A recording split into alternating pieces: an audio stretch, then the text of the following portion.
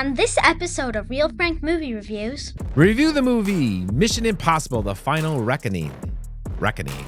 One of those words.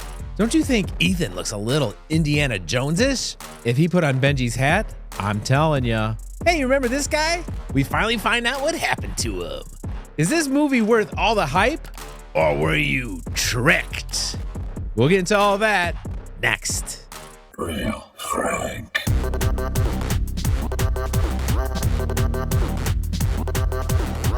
Here we are, Mission Impossible 157th. Woo-hah! The movie's about time to find the entity where we last left off in MI7. We start off 2 months after they found the key, and they're still searching for Gabriel and finding the entity. Gabriel, in his own little bad guy fashion, tricks him into going to get the source code of the entity for him. Zing, zing, zing, zing, zing, zing, zing.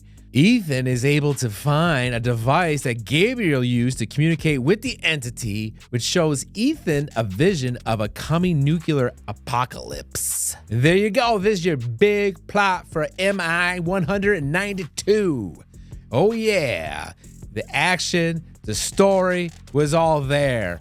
Not. This movie was hyped up big time, and I gave credit to Tom Cruise for all the movie promotion he did, traveling across the globe, promoting him. He's one hell of a marketer. But if you step back and you look at this movie, just the story, if Tom Cruise wasn't in it, and it was just a typical action movie, it's laughable.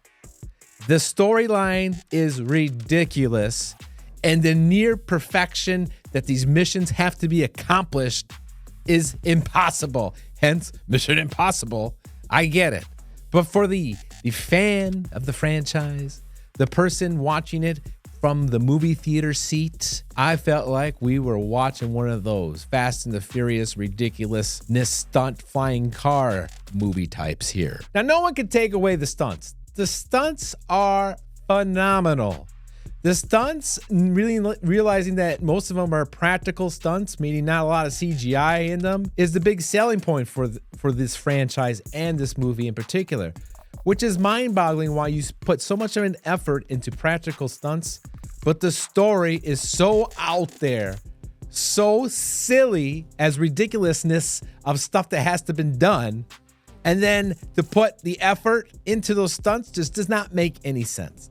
How come wasn't the same effort put into make a more realistic story?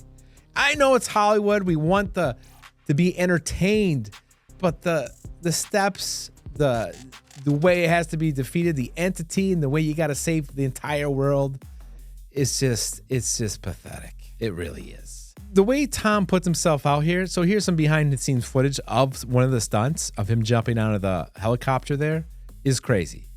No one could argue Tom's ability to put fear in a little box. One answer we do get is whatever happened to this guy. So that was kind of cool. That's one thing I did enjoy in the movie was a little throwback from Mission Impossible, the first one, where they had to hack into the system to get all the IMF agents. And that was that guy's position. And we find out what happened to him. And I won't say anything else in case you haven't seen it. Now, at least in this one, all the effort they put into this stunt was used much better than MI7. MI7, as you recall, he had the motorcycle, he jumps and then supposedly lands on a train, which I thought was ridiculous. Such an amazing stunt, but that's what it was used for, was ridiculous to me. But in this one, it made more sense. He's trying to chase the bad guy. He gets on a plane, even though he's hopping from plane to plane. Seemed more useful for the stunt because it tied more to the story of the action adventure, trying to get your bad guy and save the world type of thing. So that was a big plus from the previous one. Look at Tom's face. I guess that's what G-Force looks like. I mean, Tom's got to have some huge balls, right? I mean, they got to be massive set of balls to put himself through these stunts. I mean, I don't have this size of balls, these brass balls that Tom's got. I mean, I give him all the credit. So if he... Obviously, it's not going to be this movie, but if one of his movies gets nominated for an Oscar, and now that they got the stunt person category, stunt man, stunt category for the Academy Awards, could he potentially win 2 Oscars, one for acting and one for stunts? He does his own stunts? Another interesting thing with this movie is supposed to be a spy movie, action thriller, guns, bombs, running all over the place. Tom never shoots a gun. Never has a gun on him. Never shoots a gun.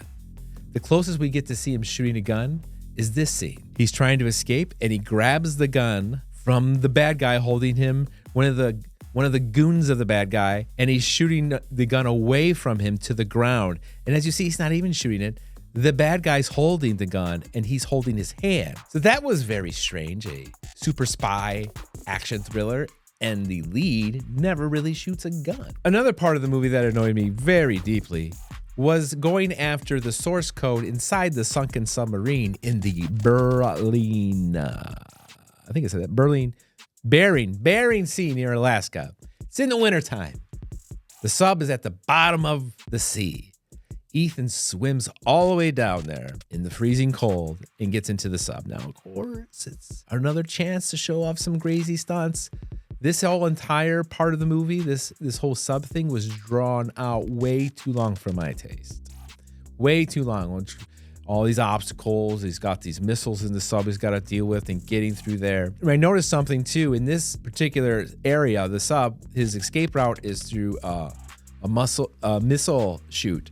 And to explain it to the audience, because, you know, this looks like another hatch he's going to go through, he actually stops. It's all quiet in there. He's all by himself and goes, "The missile chute. I'll go out there." He goes, "It's the missile chute." So the audience is aware, oh, he's going to go through the missile chute. He's not talking to anyone. He's not on anyone's radio. In the entire scene, he's quiet, you know, except the occasional grunt. But he says, "Missile chute." And that's how he gets out of the sub. And then he runs into problems getting out, okay? He has to take off his swim gear, and he's got to swim to the top. It's all tangled. I don't want to ruin it for you. So now he has nothing on himself, and he's floating in his underwear. He's just in his underwear floating there, and he loses consciousness. And Grace, who's waiting for him at the top, got a decompression chamber that's pretty mobile. Did you know they have those? They can come out with decompression chamber mobiles. They just travel, and then they can put people in there. She dives into the ice cold water and brings him back. And he wakes up there. And amazingly, none of them have frostbite. It's crazy. Hollywood magic. Hence, Fast and the Furious-esque. You feeling me here?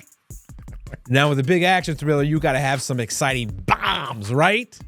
I don't understand the logic with these bombs in this movie. Look at the size of this bomb. A bomb this big. How'd they transport it here? This is in some cave, some secret national cave, and they got it in here, the bad guys. Look at the size of the thing. Look compared to Tom. Why? Why did they need a bomb this big? And how did the bomb get there? Questions we'll never have the answer to. Why I started off this review were, is it really that good of a movie? Or were you tricked with all the stunt hype? Because the stunts are phenomenal.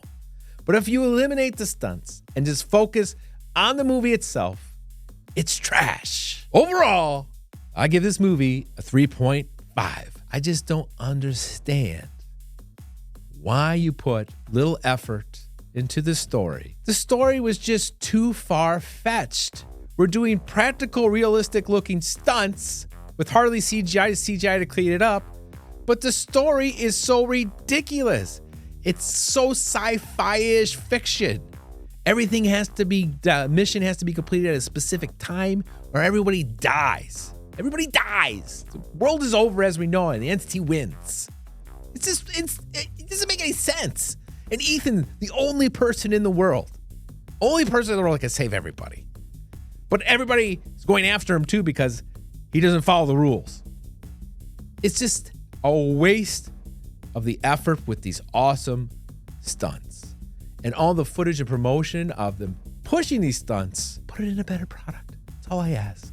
A better product. So in my opinion, if you haven't seen it yet, don't worry about it. Wait till it come out on Paramount Plus and watch it there. You're not missing anything. If you want to appreciate the stunts, Tom on his X feed released all the behind the scenes footage of him doing the stunts and practicing stunts. That stuff is really cool. Watch that stuff instead. Until next time, thanks for watching. Now I can feel it in my teeth.